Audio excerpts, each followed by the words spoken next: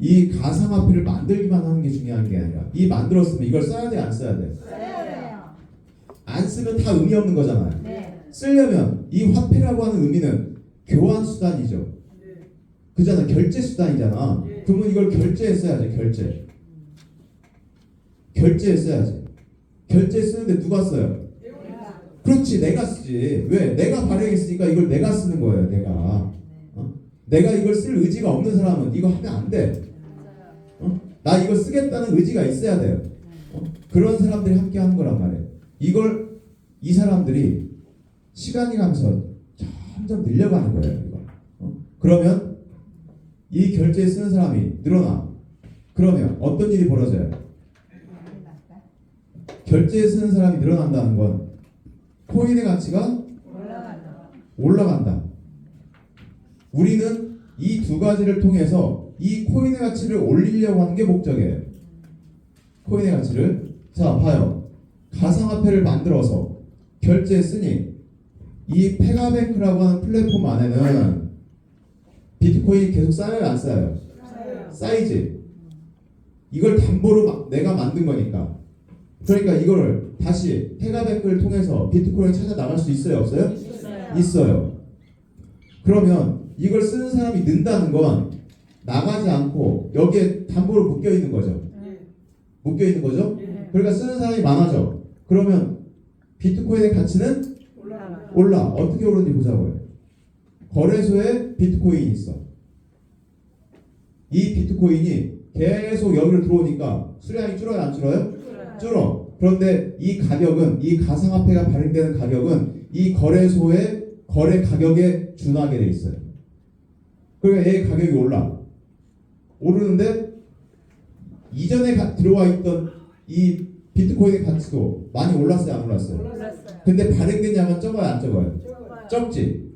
왜? 이제 1억일 때 지금 들어와서 1억 발행됐어. 근데 그 전에 300만 원, 500만 원, 1000만 원대 들어왔던 것들은 1000만 원, 500만 원밖에 발행이 안 됐잖아요. 그러니까 여기 있는 자산이 많아요? 가상화폐 자산이 많아요? 여기 있는 자산이 더 많아요. 여기 있는 자산이. 자, 그러다 보니까 비트코인 가격이 수요는 점점 늘어나는데 공급은 되는 게 없어. 그럼 가격은 올라가. 그런데 우리는 비트코인이 있어요, 없어요? 없으니까 지금 사놔야지. 이 사업을 하려면. 근데 한 개가 9천만 원. 이게 이렇게 쓰여지면 얘가 100만 달러가 된대요. 100만 달러면 14억이에요. 그럼 여러분 14억 벌고 싶어요, 안 벌고 싶어요? 그럼 떼돈이란다.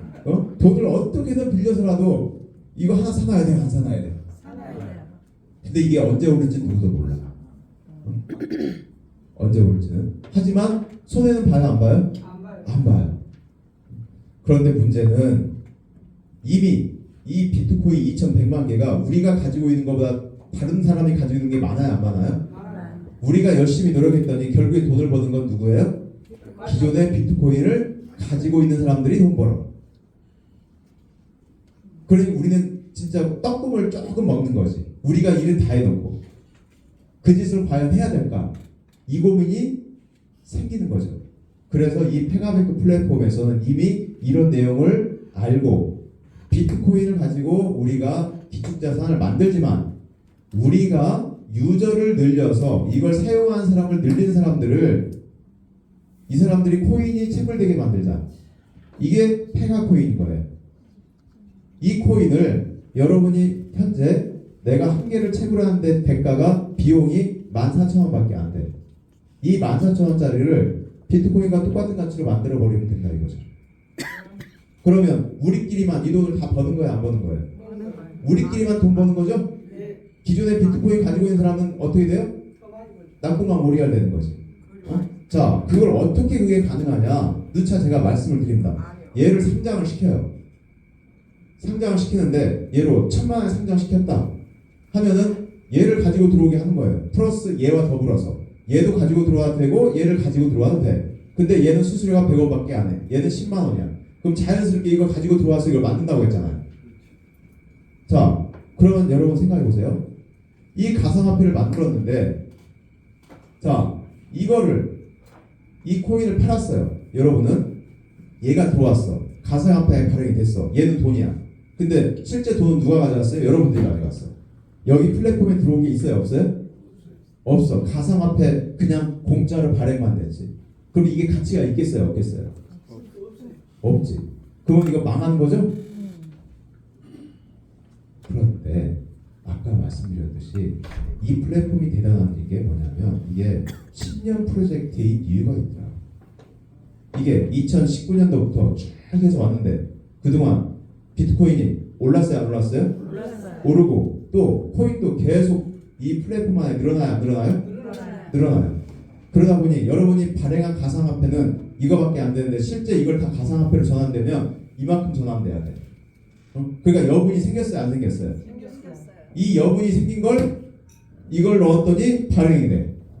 그래도 해결이 돼요? 안 돼요? 해결이 돼. 그래서 이게 10년 프로젝트를 쭉 가는 거예요. 충분한 비트코인을 기축자산으로 확보를 해놔야 되니까. 그래서 여러분들이 안전하게 이걸 팔 수 있게 되는 거예요.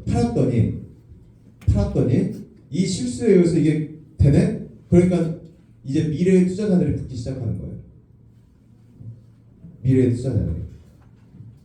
거래소에서 또는 외부에서 저 코인 좀 갖고 있어야 되겠다. 이 사람들 갖고 있으면 되는 거죠? 갖고 있으면 되는 거잖아. 얘 자산 가치가 올라가잖아요. 자, 그래서 얘네들이 들어오기 시작하는 거예요. 그러면 여러분들이 이 안에서 충분하게 수익을 가져갈 수 있는 그런 시스템이 되는 겁니다. 왜 사람들이 그런 이야기 많이 해요? 아니, 코인이 채굴되면 바로 상장을 시키면 좋을 거를 왜 상장을 안 시키냐는 거예요. 상장을 시키는 데는 여러 가지 조건이 필요해요. 첫 번째는 뭐냐면 첫 번째는 수량이 확정돼야 돼요.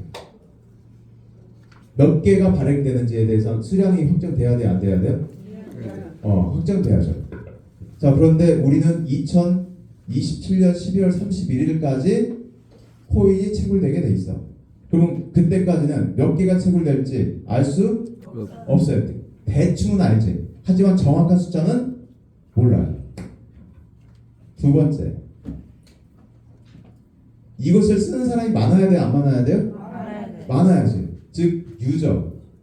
기본적으로 유저를 확보해야 되는 시간이 필요해요. 자, 세 번째, 이걸 우리가 안정적이고 큰 수익을 가져갈 수 있어야 돼요? 없어야 돼요? 있어야지.